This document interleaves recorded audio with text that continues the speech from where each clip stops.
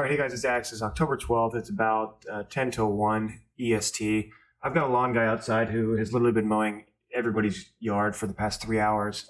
So I'm just going to go. I'm tired of waiting on it. But I wanted to expound a little bit about what I was talking about, how in this bear market, the cycles are lengthening as they get deeper, right? So as the rallies get higher or stronger and they take longer, the bear impulses are doing the same thing in reverse, right? So they're cutting deeper and for a longer duration. And so I'm going to use some Fib Time Cycles to kind of explain that. And they work very similar to Fib Price Cycles or Fib Prices, just with time, which I think you're going to really enjoy it. But anyway, real quick, this is the SPX 500 chart. It's a daily chart.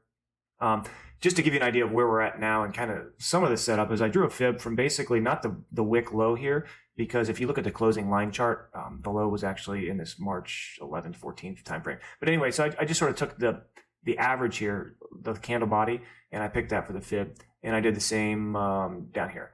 And you can see we're at the 272, which really puts us somewhere around this range here, which was below this low, and we're below this low. So theoretically, we're chopping around here, maybe here in the same way that we had in the past. But I'm going to expand this a little bit now, and I'm going to move to the time cycles, and you can see the Fib time zone.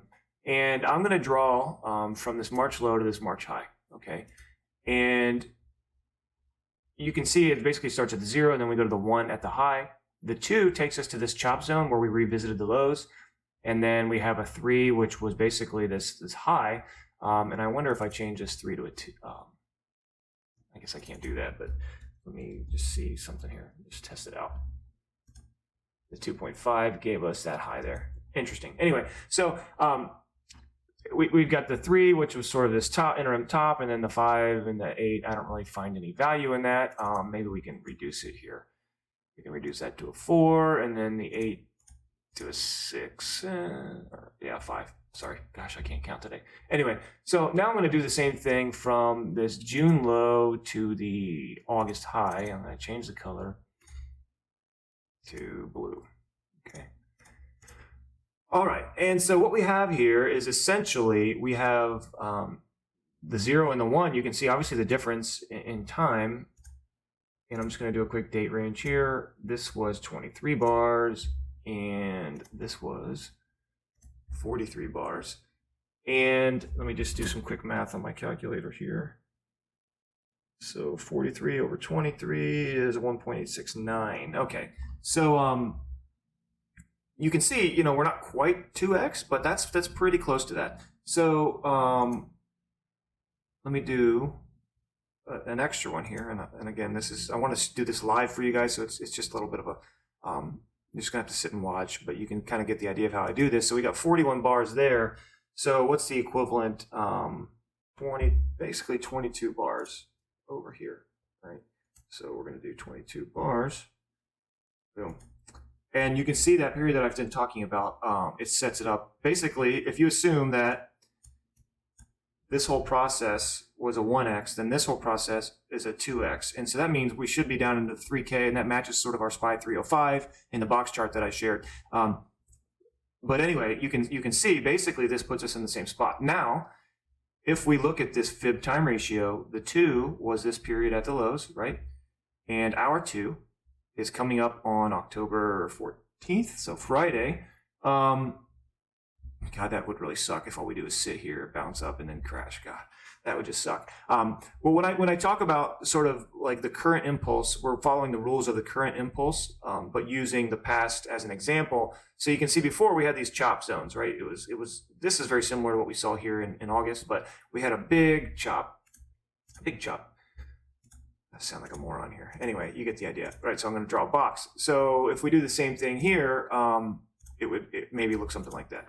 Right, and it would extend further. But I think because we sort of have these are narrow, they're much more, they're much sharper, like up and down. So I think it's going to be something similar here, where it's up and then down. And so maybe it takes a few days to grind through here like this, but the result's the same. And in the end, we're looking for the 272 before, which is basically where we're at.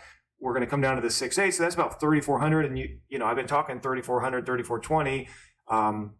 And again, I'm just going to go really fast here. I don't want to have too many lines on the chart, but just to give you an idea of how I got that, that's 9.97%. 9.97% takes us right down to 34.20. So you can see the confluence that we have all over the place from a variety of different things. So I think really what's going to happen is we're eventually going to come down to here. You know, we're bouncing at the 168. We could come back here, and then finally we're going to come down and do something like that, right? So this is our little November rally. This is what gets us to VIX 40 to 44. This is that November rally that really shakes things up for a minute, and then we short the hell out of that down to 3K. And if that's all we get is 3K, that means no 2008. That means, you know, markets, or they're not in great shape, but we're not crashing, which is a good thing. And I really lean towards this. I think it fulfills sort of like that 1982 paradigm, which came out of the 70s inflation and all that BS. And mathematically, it just fits. Again, to go back to that box chart, like, you know, if this is 1x, right, and we were to take this line, and it's not gonna let me do it because I'm in log scale. But if we were to take this line, maybe it'll let me do it.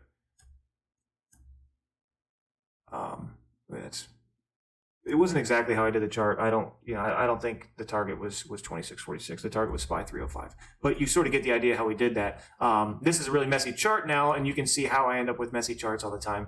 But in the end, it basically sort of works. So you can assume that we're here, we're finishing off whatever this is, and we have to allow, you know, if they really want to fuck us, we have to allow for a move back up to here. But I think in the end, we're going to gravitate towards this 3400, which is when we'll bounce, and that'll be like sometime OPEX week, maybe the week after, bounce into November, into midterms, and then that's when the final descent comes. And maybe that's when we can get long for once and for all. So again, we've got the box chart that is not pictured here that gives us that target. We've got the impulses, right? This was a 1, 2, 3, 4, 5. That gives us this target. We've got the Fibonacci price that gives us this target. And then we have the Fibonacci time cycle, which puts us in the same place. So this is cycles in a nutshell. And not to mention, you know, 23 to 43, 22 to 41. You can do the math yourself. It checks out. I'm happy to take corrections if you think I'm wrong or if I missed something. I hope this makes sense. I know it's a lot. I know it's quick, but I think it'll be helpful for those of you, especially if you watch it and rewatch it and learn how to do this on your own. You're going to start to see the market in totally different ways. And yeah, it'll make you a madman like me, but in the end, it'll make you feel like at least you know what's going on and you're not having to constantly guess. All right. See you next time.